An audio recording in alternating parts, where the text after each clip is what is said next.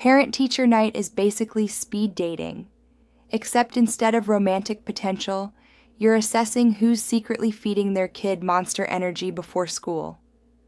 I'm usually good at smiling through it. Pleasant, professional. That's the goal. But then, he walked in.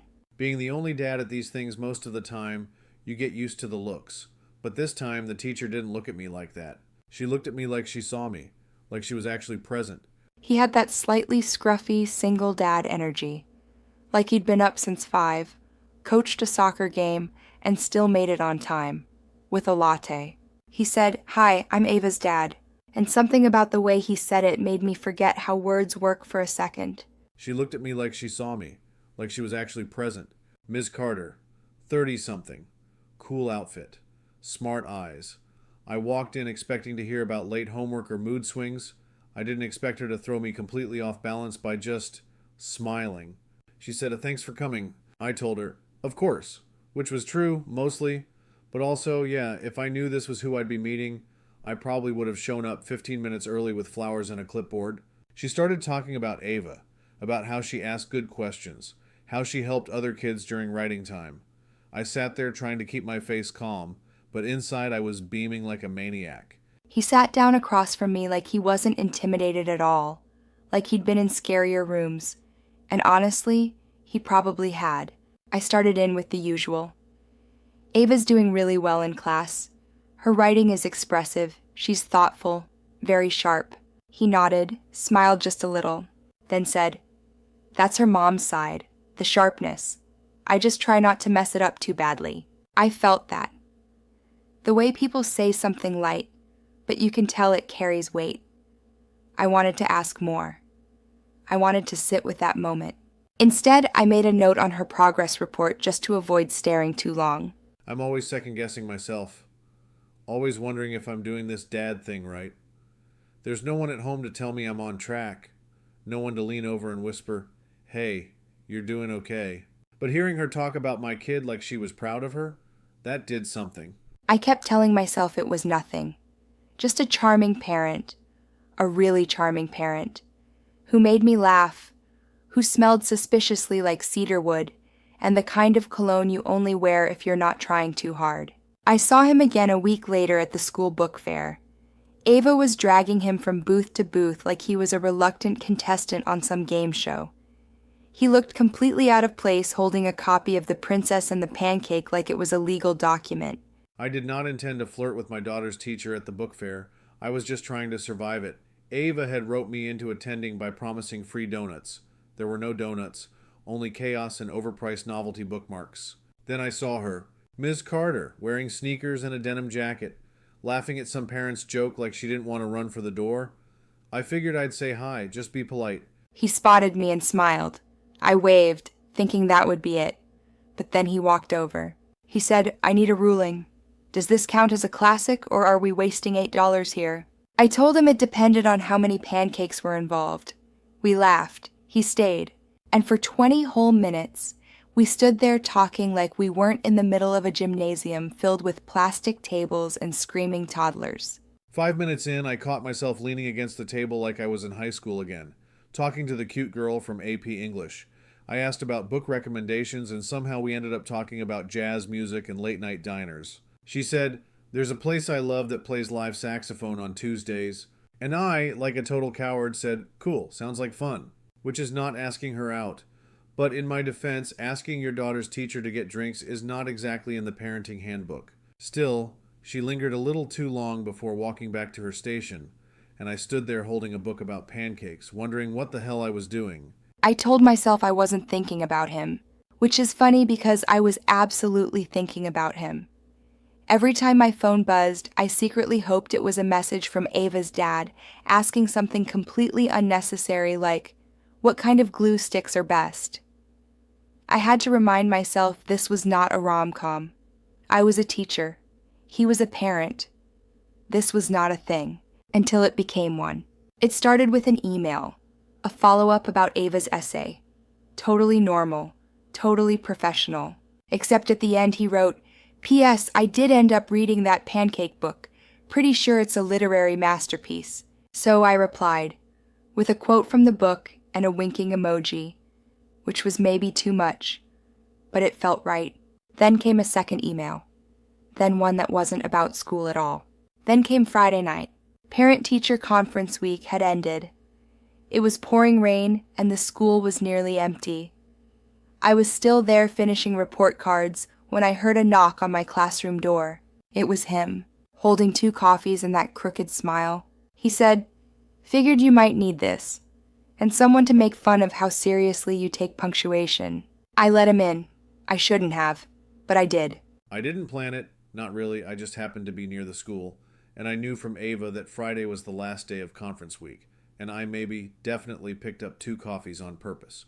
When she opened the door and saw me, she blinked like she wasn't sure if she should be mad or amused. Then she saw the coffee and said, "I shouldn't say yes." I handed it to her and said, "Then say maybe." She laughed. That little eye-roll laugh combo that meant I was already forgiven. We sat at a student's desk, knees bumping under the table, sipping our drinks out of paper cups that started to go soggy. We talked about everything but school, about Ava, about loss, about how hard it is to be okay all the time when people expect you to be. She didn't judge me for not having it all together. She listened. She didn't try to fix it. And I realized I hadn't felt that in a long time. When I left, we didn't hug. We didn't touch. But the air between us felt charged, like the kind of moment you look back on and say, yeah, that's when it changed. We weren't exactly hiding, but we weren't exactly telling the truth either. A few casual texts turned into long calls. A coffee drop-off became dinner at a dim little bistro where we sat too close and smiled too much. For a few weeks, it felt like we were living in a tiny borrowed world. Safe, bright, just ours. And then Ava found my bracelet. She was digging through her dad's coat pocket for gum before school. I was in the classroom, setting up for morning reading, when she appeared in the doorway. Silent. Holding it out like it was evidence. She didn't say anything, just stared at me. I froze. She knew. I walked over slowly, my heart dropping with every step. I tried to act casual, but she was already putting the pieces together. She looked up and said, "I thought you were different." Then she turned and left, and it hit me like a wave. I wasn't just the teacher she liked anymore. I was the person who betrayed her trust, the one who stepped into something sacred without permission. I knew about her mom. Her dad told me. Not everything, but enough to understand how protective she was of him, how heavy it must have been, carrying that grief. And now I was tangled in it, clumsy and exposed. I got the call at lunch. Ava just said, "I left school. I'm at home." No explanation, no emotion. That scared me more than yelling. I left work without thinking. When I got there, she was curled up on the couch, headphones in, trying not to cry. But I knew what this was. I sat down beside her. She wouldn't look at me. Eventually she said, "You lied to me." I told her I wasn't trying to hide anything, that I didn't know what this was at first, that I wasn't even sure if I was ready to feel something again. Then I said what I should have said all along. I never wanted to hurt you. I didn't expect to meet someone like her. She pulled her knees tighter to her chest. "I thought we were a team," she said, "you and me." I told her we still were. That would never change. But I also reminded her that her mom wouldn't want me to stay frozen forever. That loving someone new doesn't mean loving her mom any less. She didn't answer, but I saw her eyes soften for a moment. Later that night, after she went to her room, I texted Ms. Carter to tell her what happened. She replied, "I know she's hurting and I understand. I'll give her space, whatever she needs." She didn't make it about us. She made it about Ava. And in that moment, I knew I hadn't just fallen for someone wonderful. I'd fallen for someone who understood what mattered most. A week went by without a word from either of them. I kept my head down at school, did my job, smiled when I needed to. But inside, I felt like someone had taken a hammer to something delicate. Not because it ended, but because it mattered. Then, one afternoon, I was heading out late after grading papers and I found a note on my windshield, tucked under the wiper, folded in half, no envelope. It just said, "Thank you for being patient with us." No name, but I knew. I didn't reach out right away. I figured the next move wasn't mine. I'd made peace with the fact that maybe this wasn't going to be a love story, just a short, beautiful chapter. But then I saw them, Ava and her dad, sitting at a bench outside the school a few days later, sharing a smoothie, laughing. She saw me. I smiled nervously. She looked away. But before they walked off, she glanced back and gave me the smallest, tiniest wave. It lasted half a second, but it was everything. We had a lot of quiet evenings that week. I didn't push her to talk. I just sat beside her while she did homework, made her pancakes for dinner, let her put on whatever music she wanted in the car, just kept showing up. And one night we finally talked. She asked if I loved her mom any less now. I told her that loving someone new doesn't replace the old love. It just makes room for more. She didn't say anything for a while. Then she said, "You really like her, huh?" And I nodded. She said, "She's a good teacher." That was it. That was all she gave me. But in teenager speak, that was a peace treaty. I didn't text Ms. Carter. I called her, told her Ava was softening, that I didn't know what would happen next, but I wanted her to know she hadn't done anything wrong. She said, "I miss talking to you." I said, "Then let's fix that." So we did. No big dramatic reunion, no tearful declarations in the rain, just dinner, one night. Me, her, and the sound of possibility humming quietly between us again. Our first real date was a picnic. He planned it, in the park.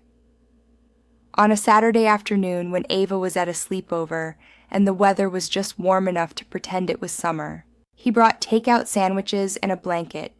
I brought a deck of cards I never actually opened, because the entire time we were talking, like really talking.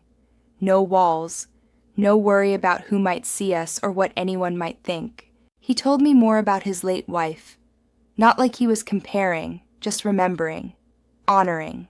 And I told him something I hadn't said out loud in a long time, that I was scared too, of being the new person, of getting it wrong, of not being enough for both of them. He took my hand and said, "You don't have to be perfect, you just have to be real." That was the moment I knew. This wasn't a detour. This wasn't a mistake. This was the start of something we could build. Slow and careful, but solid. Things didn't go back to normal. They moved forward. Ava started making sarcastic comments about my texting habits. Tell Ms. Carter I said hi became a daily routine. She even made a playlist called Dad's Teacher Crush and played it on full volume in the car one day. I rolled my eyes, but I loved it. And slowly, our three lives started weaving into one. The first time I invited her over for dinner, Ava helped cook. She even set the table with the fancy paper napkins. She was still cautious, still watching. But I saw it in her eyes. The guard had lowered. After dinner, I walked her to her car. The porch light made everything feel golden. I said, "So, think this is going to get me banned from parent-teacher night forever?" She laughed and said, "No way. You're my favorite parent now." And then right there on the driveway, we kissed. Not like the first kiss, and nervous, stolen. This one was quiet, steady, like a promise.